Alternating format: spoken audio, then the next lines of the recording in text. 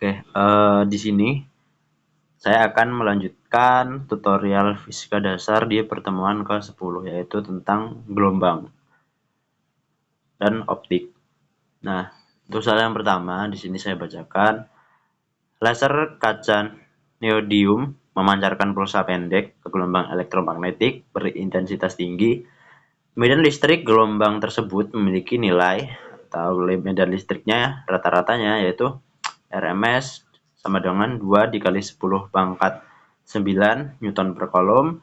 Tentukan daya rata-rata setiap pulsa yang melewati permukaan berukuran 1,6 dikali 10 pangkat 5 meter persegi yang tegak lurus terhadap sinar laser. Nah, mungkin di sini saya akan membuat apa yang diketahui terlebih dahulu ya di sini. Oke, yang diketahui ya. Itu yang pertama adalah medan listriknya. RMS nilainya adalah 2 dikali dengan 10 pangkat 9 Newton per kolom. Lalu luas permukaannya gitu kan.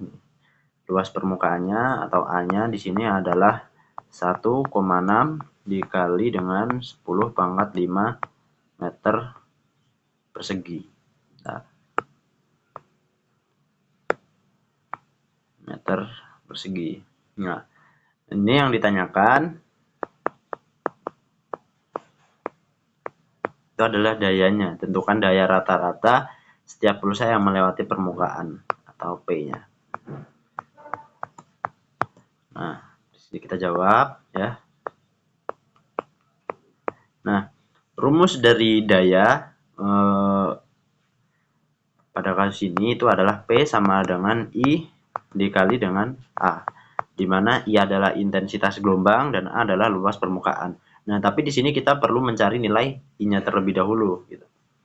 Mencari nilai I hubungan antara intensitas gelombang elektromagnetik dengan medan listrik itu adalah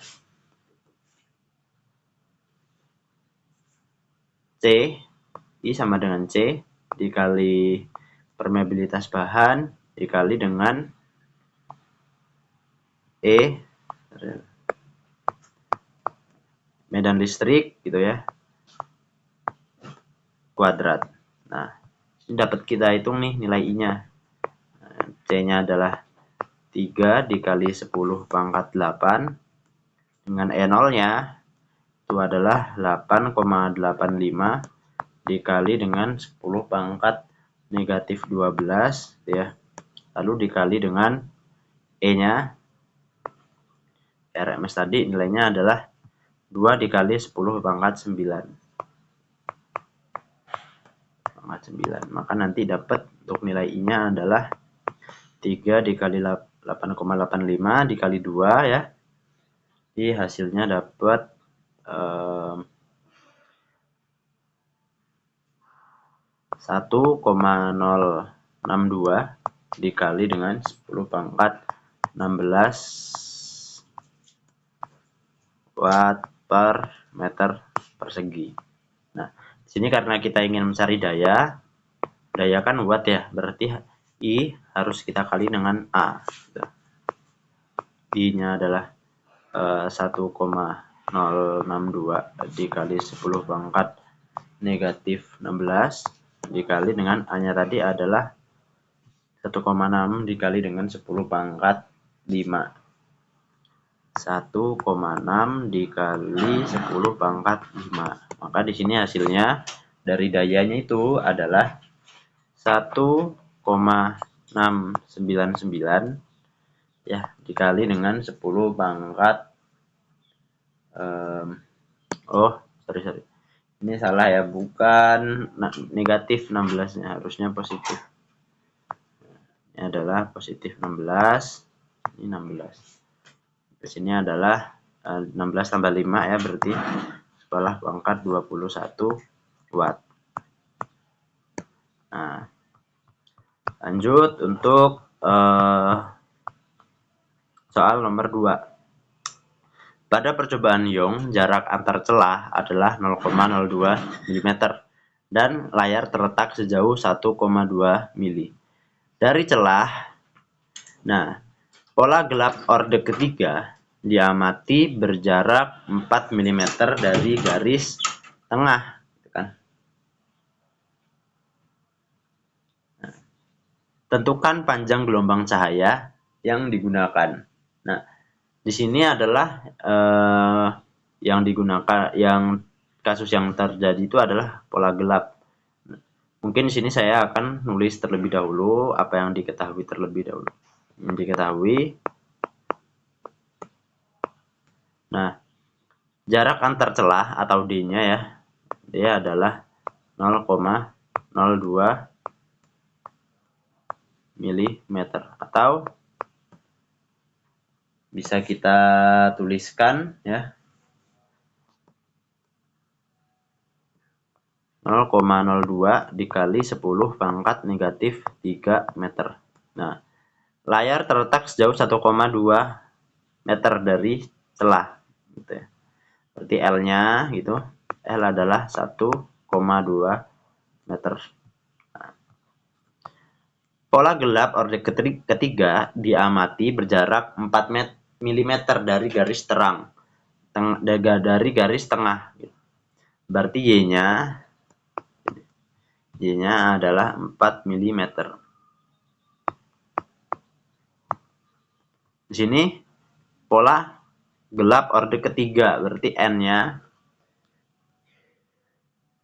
N sama dengan 3. Nah, berarti untuk rumus di sini mungkin saya bakalan menulis apa yang ditanya terlebih dahulu nih. Ditanyanya adalah panjang gelombang cahaya yang digunakan atau lambda. Lambdanya berapa gitu kan. Nah, sini persamaan gelombangnya kalau kita tahu ya, untuk kasus gelap persamaan gelombangnya adalah D dikali dengan sin theta sama dengan N plus setengah dikali dengan lambdanya, itu kan. Nah, di sini sin tetanya itu adalah Y per L sama dengan D dikali dengan Y per L gitu ya, sama dengan N plus setengah dikali dengan lambda. Nah, sini tinggal kita masukin aja untuk nilainya. Di sini D-nya adalah 0,02 ya. 0,02 kali 10 pangkat negatif 3 dan Y-nya di sini adalah 4 mm atau 4 dikali 10 pangkat negatif 3 juga. 10 pangkat negatif 3 per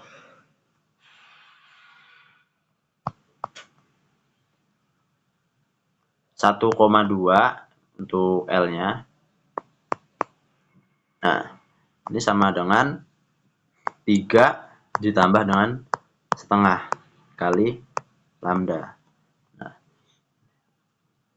berarti lambda sama dengan 3 plus setengah itu kan dia sama aja kayak 7 per 2 ya. 7 per 2 dikali ke kiri itu jadi 2 per 7. Lalu dikali dengan 0,02 kali 10 pangkat negatif 3 dikali dengan 4 dikali dengan 10 pangkat negatif 3 per 1,2. Maka di sini dapatlah hasilnya untuk lambdanya itu adalah 94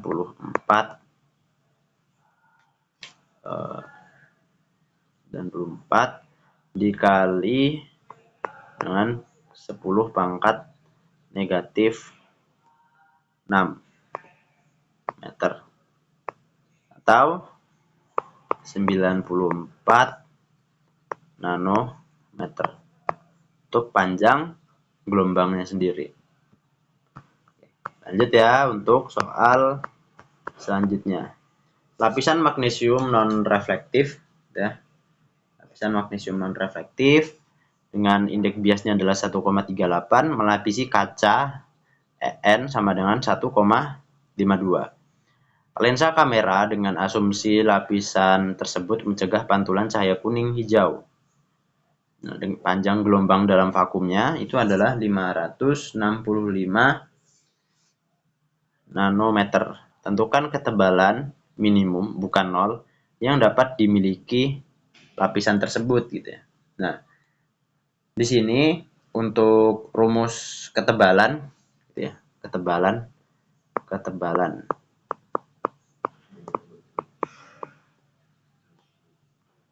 atau T-nya ya.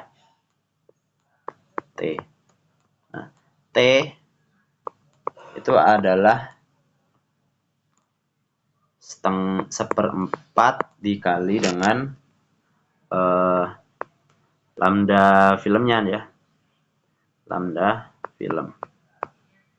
Cepat lambatnya. Nah, di sini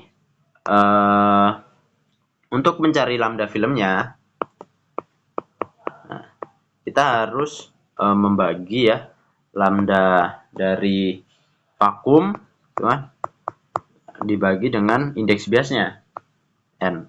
Di sini yang kita pakai itu adalah fluorida karena dia sebelum melapisi kaca gitu kan, itu ada lapisan magnesium fluorida. Nah, vakumnya tadi adalah 565 nanometer dibagi dengan indeks bias dari fluoridanya itu adalah 1,38. Nah, nanti dapat sekitaran filmnya ya 409,42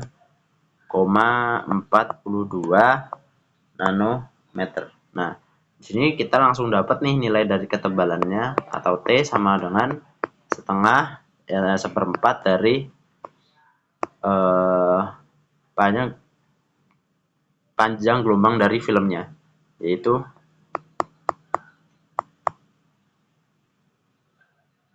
nilainya adalah seperempat dikali dengan 409,42. Nah, maka dapatlah nilai T-nya gitu, atau ketebalannya adalah 102,4 nanometer. Nah, oke.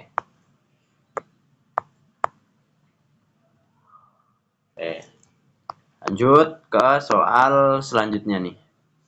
Sebuah objek diletakkan 11 cm di sebuah cermin cekung dan yang jarak fokusnya adalah 18 cm. Jarak fokusnya. Lalu objek tersebut memiliki tinggi D-nya ya, tingginya adalah 3 cm. Menggunakan diagram sinar yang digambar sesuai skala. Hitung A, lokasi bayangannya, dan B, tinggi bayangan, dan C adalah sifat bayangannya. Cermin harus digambar sesuai skalanya. Nah, di sini saya akan langsung aja untuk mencari dari nilai-nilainya. Nah, kita tahu kan kalau persamaan cermin itu adalah 1 per fokus sama dengan 1 per DI gitu ya, ditambah dengan D 1 per D0. Nah, di sini yang kita dapat nih fokusnya nih. Fokusnya adalah 18 dan sebuah objek diletakkan 11 cm di depan sebuah cermin. Di sini adalah D0-nya. Ya. Objek yang diletakkan sejauh 11 meter di depan sebuah cermin atau bayangannya. Nah, 1 per 18 sama dengan 1 per DI ditambah dengan 1 per 11. Nah, maka dapatlah di sini 1 per DI itu adalah 1 per 18 dikurang 1 per 11. Nah, nanti dapat DI-nya adalah negatif 198 per 7 cm.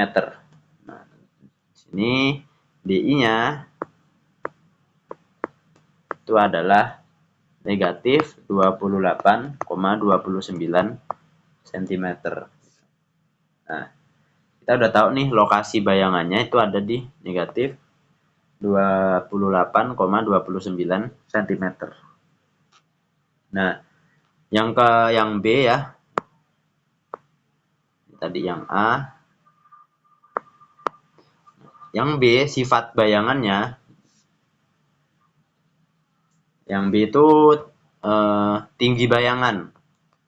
Tinggi bayangan atau HI. Bayangan ya, HI. Nah, rumusnya di HI di ini perbesaran M itu sama dengan HI per H0 ya, atau bisa juga negatif DI per D0. Karena kita adanya D, nggak ada M-nya, berarti HI-nya yang kita cari ya, HI itu per H0-nya. Tinggi cerminnya tadi adalah 3 cm. Lalu negatif DI, DI-nya tadi udah kita dapat, itu adalah negatif 28,29 cm per 11 cm. Karena awalnya tadi bendanya terletak di depan cermin sejauh 11 cm. Maka HI-nya dapat kita hitung ya. HI adalah 28,2 dibagi dengan 11 itu adalah 2,57 ya, dikali dengan 3. Maka hasilnya di sini adalah 7,71 cm gitu. Nah, lanjut ke yang C. Sifat bayangannya sini ya, yang C, karena ini tadi adalah sebuah objek cermin cekung ya, jarak fokusnya adalah 18 cm dan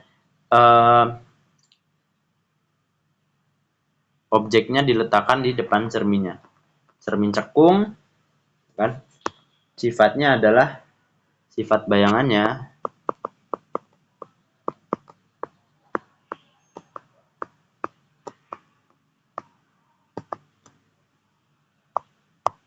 itu adalah maya, tegak, dan diperbesar.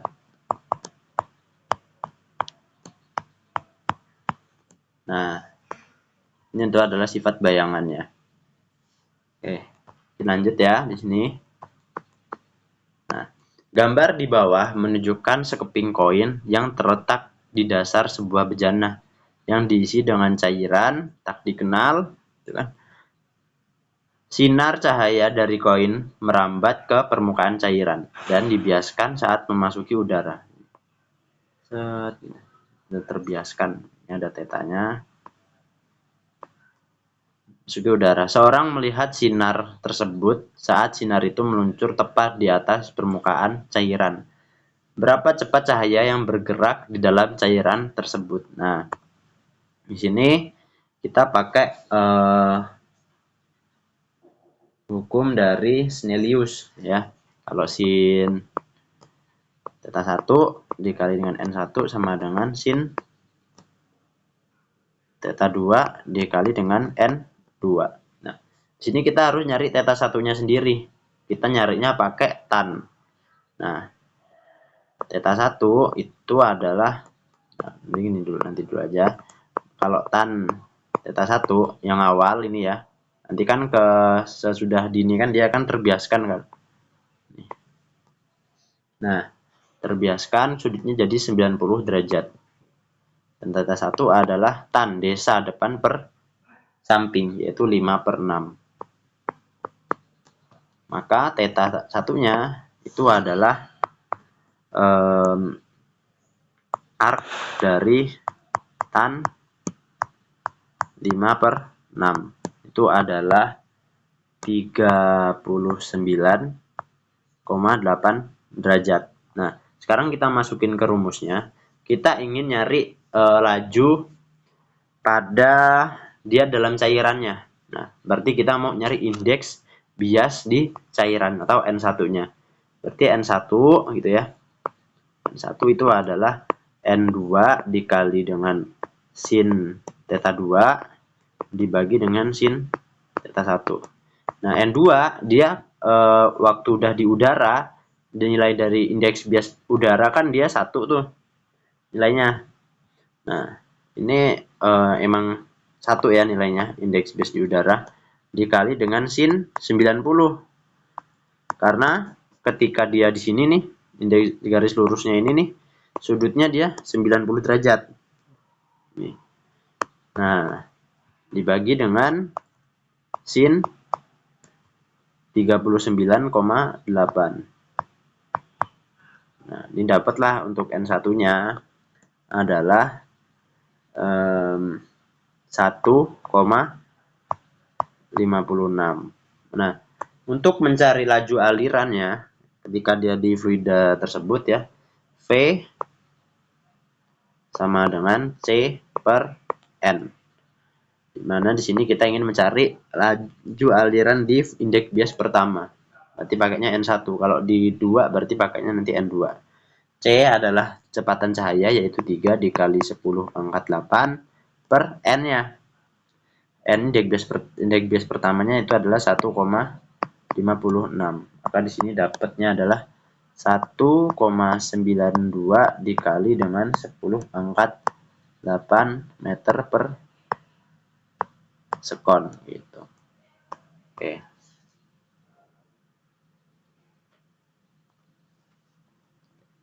Lanjut ke soal selanjutnya. Sebuah proyektor slide memiliki lensa konvergen atau lensa cembung yang jarak fokusnya itu adalah 105 mm. Yang pertama ditanyain, seberapa jauh dalam meter layar harus diletakkan dari lensa jika slide objek diletakkan 108 mm dari lensanya. Yang B, jika ukuran slide adalah 24 kali 36 mm, berapakah dimensinya dalam milimeter? Bayangannya, ya. Dimensi bayangannya yang akan kita tanyakan. Nah, di sini yang kita tahu ya bahwa A, di sini mungkin kita jawab yang A dulu, bahwa fokusnya di sini fokusnya adalah 105 mm. Dan yang A nih, seberapa jauh layar harus diletakkan dari lensa jika slide objek diletakkan 1,8 mm dari lensanya. Berarti ini adalah D0-nya. Itu 108 mm. Nah, untuk mencari nilai seberapa jauh layar harus diletakkan dari lensa, seberapa jauh layarnya yang diletakkan pada lensa atau DI gitu ya. Nah, itu pakai rumus yang persamaan cermin tadi yang awal, 1/F sama dengan 1/DI ditambah 1/D0 gitu. Maka 1/DI itu adalah 1/F dikurang dengan 1/D0. 1/F fokusnya tadi adalah 105 dikurang dengan 1/108. Maka dapat di sini nanti nilai DI-nya 1/DI ya. DI-nya adalah 30/3750 Maka DI itu adalah 3,78 meter. Nah, positif, dia bayangannya nyata. Nah, lalu yang B ya. Yang B di sini yang B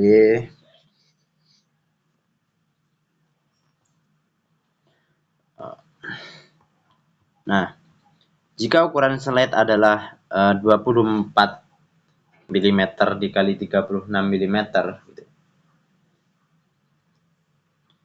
Berapakah dimensinya? Nah, untuk dimensi ini atau DI ya, dimensi adalah M dikali dengan D 0-nya. Nah, untuk yang 24 mm berarti yang barunya 24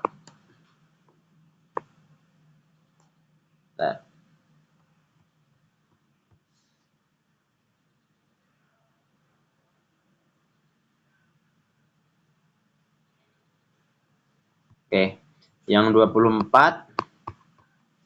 sini M-nya. Oh ya, kita belum nyari nilai M-nya. Di sini M itu adalah HI per H0. Atau bisa juga negatif DI per D0. Nah, karena kita nggak ada H-nya, kita adanya D, berarti kita pakai yang DI. Nah, ini adalah 3780 ya tadi DI-nya. 3780. Kita buat ke milimeter karena yang di nolnya tadi juga dalam satuan milimeter. 3780 dibagi dengan D0-nya adalah 108. Ini ada negatifnya. Maka M-nya itu adalah negatif 35 untuk perbesarannya. Dan karena negatif dia bayangannya terbalik.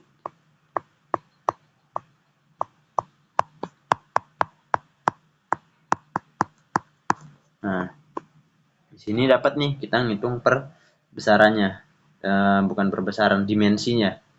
Dimensi pertama ya di 1 ya, untuk yang letak M dikali dengan dimensi awalnya D awal. Nah, di sini dapat nih M-nya tadi adalah 35 ya. Tapi mutlak ya dia, bukan, walaupun M-nya negatif tapi di sini mutlak berarti positif 35 ya, dan awalnya itu adalah 24 mm. 24, maka di sini dapat hasilnya adalah 840 mm.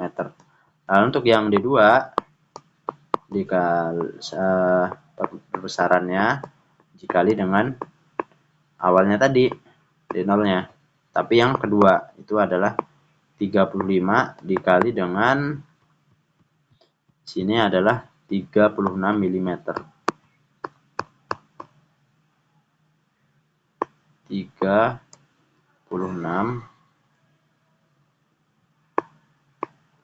mm. Apa saja. Maka di sini dapat hasilnya adalah 1260 mm. Nah, maka dimensi bayangan yang diproyeksikan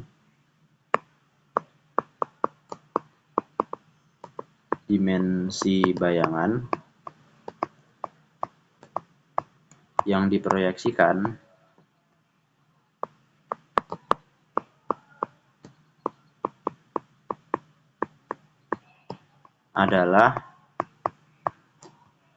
840 mm ya dikali dengan 1260 mm. Nah, oke. Pas di 30 menit. Mungkin nanti kalau ada yang perlu ditanyain dari kalian, silahkan hubungin nomor WA saya. Nanti saya balas untuk menjawab pertanyaan dari kalian. Oke, untuk pertemuan ke-10 saya cukupkan sampai sini. Mohon maaf apabila ada kesalahan dan kekeliruan. Saya ucapkan terima kasih. Wassalamualaikum warahmatullahi wabarakatuh.